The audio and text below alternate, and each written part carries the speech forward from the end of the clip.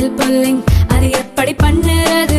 காலையில் எழுந்ததும் எதுவும் சாப்பிடாமல் இதயம் வளர்த்தை வாயில ஊத்தி நல்லா கொப்பளிக்கணும், அப்புறம் அதை துப்பிடணும். இதுதான் ஆயில் புல்லிங்.